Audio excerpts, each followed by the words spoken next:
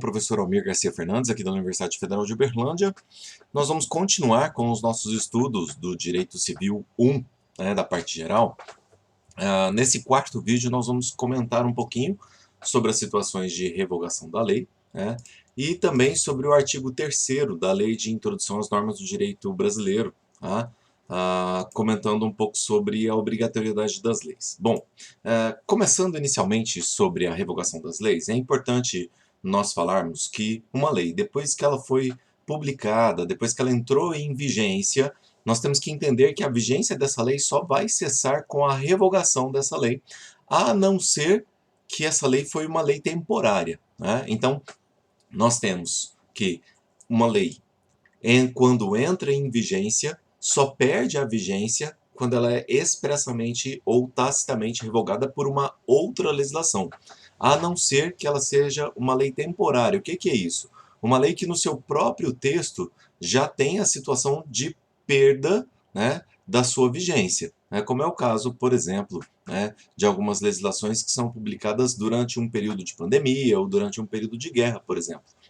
O caráter permanente da lei representa o que nós chamamos de princípio da continuidade da legislação, que só vai ser revogada, como eu falei, né, não sendo o caso de lei temporária, quando nós tivermos uma outra lei que a revogue expressa ou tacitamente. Algumas leis temporárias possuem uma vigência atrelada a uma condição resolutiva, né, como é o caso que eu comentei com vocês de leis que vão viger durante período de guerra ou então durante o período de uma pandemia. Nós temos também leis temporárias que podem estar vinculadas a uma finalidade específica, né, e aí elas vão ser revogadas quando essa finalidade foi atendida. Algumas leis são feitas para algum tipo de fundo, para a criação de algum tipo de fundo, e quando esse fundo é atendido, elas são revogadas por causa da finalidade, E quando as leis estão vinculadas a essas finalidades ou a essas condições resolutivas, desculpe, a sua revogação vai se dar por caducidade, né? Caducidade da lei, que vai estar prevista no seu próprio texto. Isso aqui é importante dizer.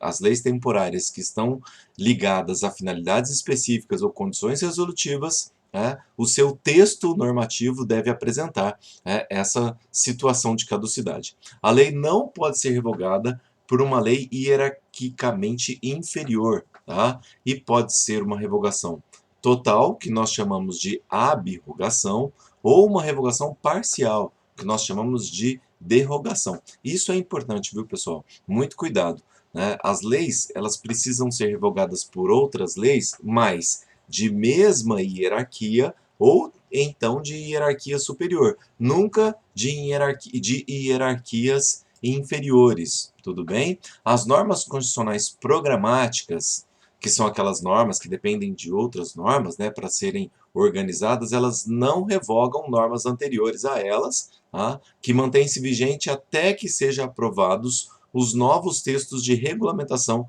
dessas normas reguladoras, dessas normas programáticas que aparecem no principalmente no nosso texto constitucional. A revogação também pode ser considerada expressa quando o texto da nova lei revoga expressamente a lei anterior, ou então a revogação pode ser tácita, que quando há uma incompatibilidade nas disposições novas com as disposições que já são existentes no ordenamento jurídico.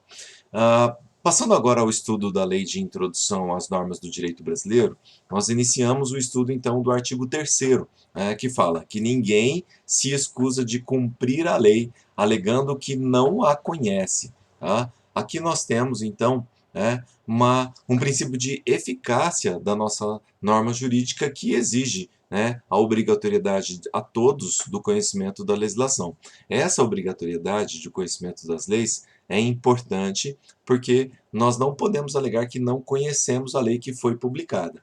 Para isso, nós temos 3 teorias específicas que justificam a obrigatoriedade da lei. A primeira das teorias é chamada teoria da presunção legal, que presume que a lei, uma vez publicada, torna-se conhecida de todos. A teoria da ficção legal, que considera tratar-se uma hipótese de ficção e não de presunção do conhecimento de todos, da lei.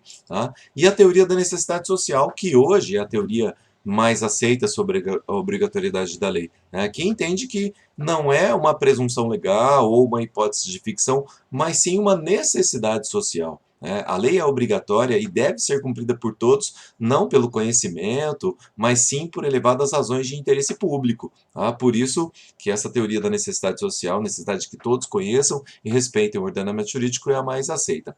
A ignorância da lei não afasta a sua exigibilidade. Nós não podemos alegar que não conhecemos uma lei para nos eximir do cumprimento dessa legislação.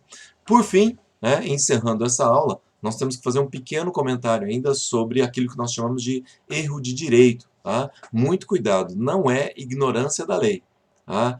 É um erro, né, que é uma falsa percepção da verdade, tá? Que foi cometido justamente em um negócio jurídico específico, tá? Então não sobre todo o ordenamento jurídico, mas sim sobre um negócio, sobre um contrato, por exemplo, né? O nosso Código Civil, no artigo 139, prevê o que nós chamamos de erro de direito, né? Como um erro substancial ao negócio jurídico. Tá? E nesse caso, né, em algumas situações, né, se o motivo único e principal do negócio jurídico dependia do conhecimento daquela legislação e uma pessoa acreditando, né, não na ignorância, mas acreditando numa situação jurídica diferente, realizou um negócio jurídico em virtude de erro, tá? O nosso Código Civil permite a anulação desse negócio jurídico em virtude do erro, né, do conhecimento da legislação. Tudo bem? Senhores, então, com isso nós encerramos esse nosso vídeo aqui. Bons estudos a todos!